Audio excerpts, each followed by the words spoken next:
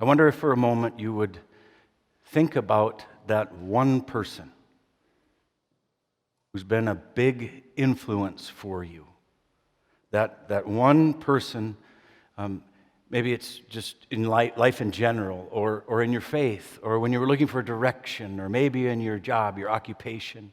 That one person who was very influential and made a big difference for you. Maybe it was a teacher or your parent or another family member or another church member or a mentor, friend, neighbor. That one person without whom you would wonder, would I be where I am today without them? Because most of the time, in most things, it takes that one person. You can have all the big events where you get all the big picture, right? In school, we've got our classes. In church, we've got worship, other activities. In our jobs, we've got our duties, we've got our mission and our to-do lists. We've got all those particulars.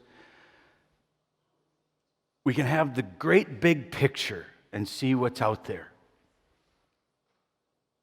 And just wait for all of these things to come about. Wait for it all to come together. But so regularly, it won't until you have that one person who comes to you one-on-one, shares a bit of life and wisdom and faith. Like the best of teachers that we have in the world, right? The best teachers don't just spoon-feed us the answers, right? The best of teachers will show us where to look and then wait for the lights to come on. So it is in a life of faith. You see, we might say that we're waiting for God, waiting to see God's activity and presence in my life. And sometimes I think, when I find myself, I'm waiting for God, and then it's like, well, where did God go? It's even more accurate to say, God waits for us. God waits for us to realize divine presence in our lives, all around us, in this world, already active, present. Sometimes it takes that one person. And that was true for John the Baptist here, right? He's in prison. He'd been preaching, and he was waiting for stuff to happen.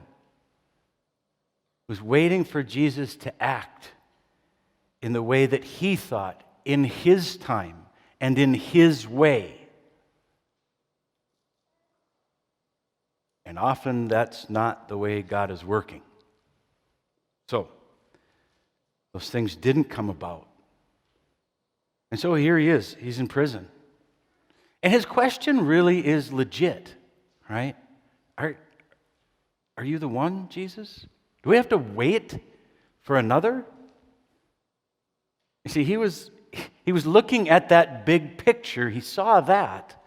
He was looking to overthrow the oppressors in the land, right?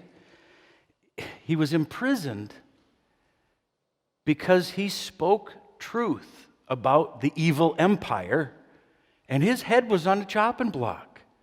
He had a sense of urgency. And he didn't see Jesus doing things the way he thought it should happen. Why wasn't Jesus doing it the way that I thought? I got to wait, because he didn't have much time.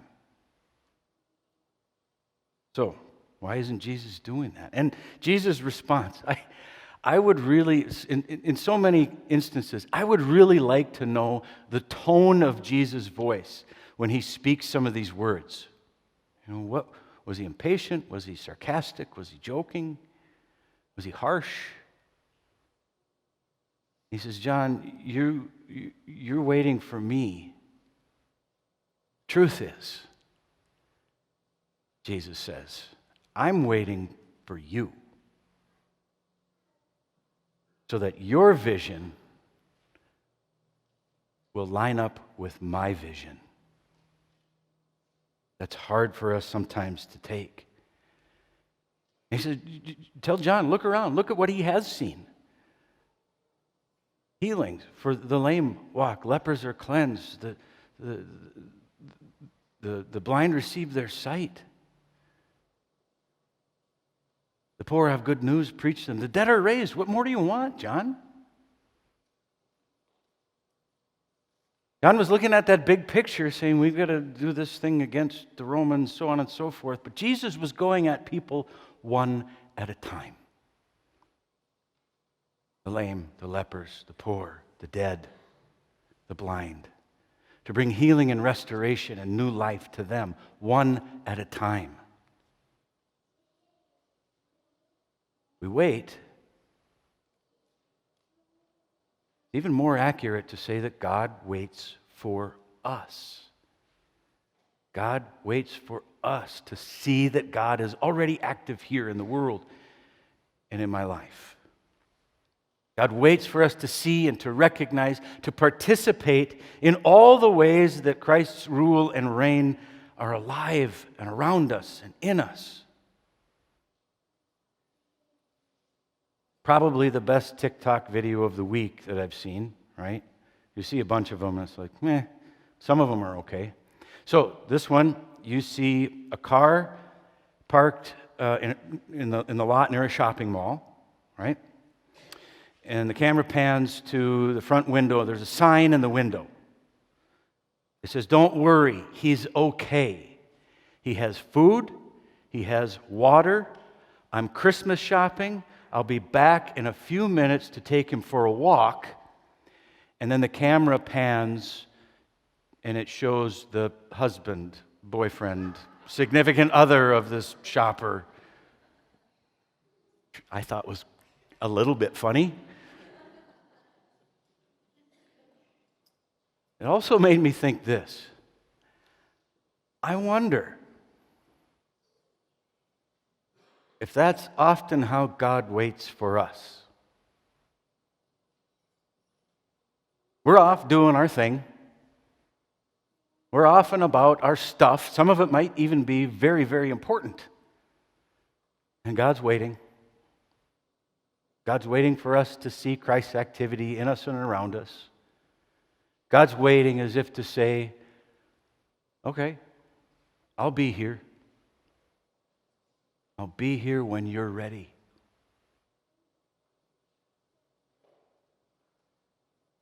Because we ask with John, don't we? Don't we? We have our moments regularly. Are you the one, Jesus? Do I have to wait for another? Some things aren't working out according to my plan. We look at the world sometimes and it looks like it's just completely falling apart. And we wonder, are you the one, Jesus, to heal this? Then it causes us to ask as well, where would this world be without the presence of Christ? Without God's work? Without God's people working to bring that divine love into this world? Where would this world be without it? And as bad as it gets, my guess is that we'd be at our end. We'd be finished, brought about by our own demise. God waits for us. And we do wait to see this, to experience this. And we all know waiting is not fun. It's not enjoyable. And I think often because of this. It's because we cannot fathom the unknown of the future. And at the same time, we can't bear the pain of the present. And the waiting is horrible. You see, we come here today with carrying all kinds of things with us, good, bad, and otherwise.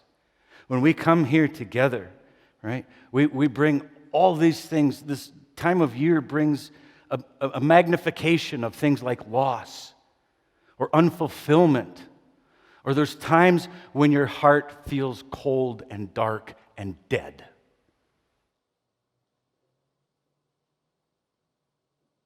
And that's when Jesus breaks in and fills in those broken cracks in our hearts and souls and in all of our lives. And God waits for us to realize that love that is coming now.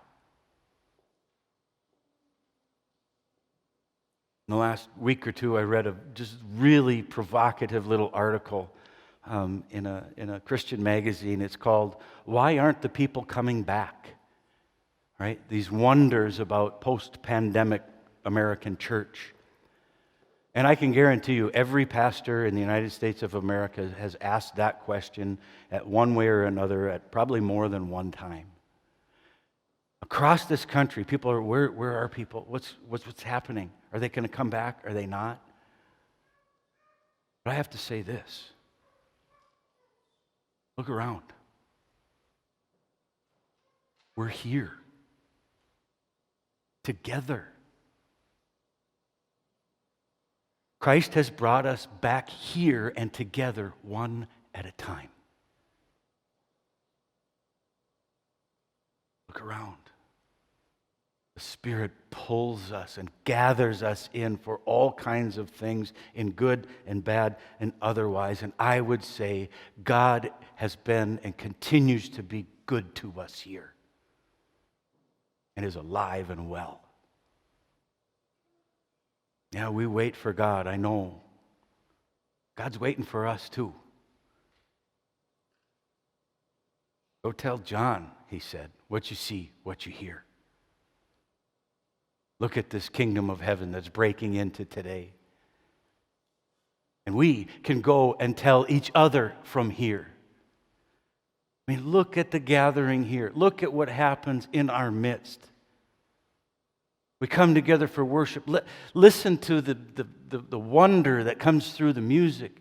Listen to the joy of our little ones. Look at the amazing pieces. If you want to see something remarkable, look at our confirmation kids on a Wednesday night.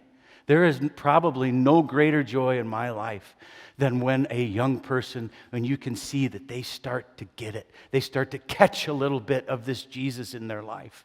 And it's happening right here. Look around. Together, our joys are celebrated. Our sorrows are mourned together. Here, as God has pulled us together one at a time. As Jesus has been that one to look to make a difference for us. Hungry bellies are filled. Shelter is given. Those who are looking for some direction or some kind of answers in their lives, they experience Jesus. And God somehow brings peace. Go and tell.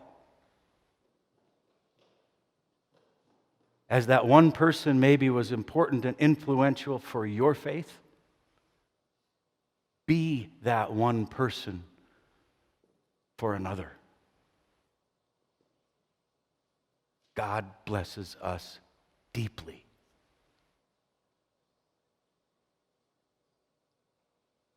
And then waits for us to see and realize. Check it out. Amen.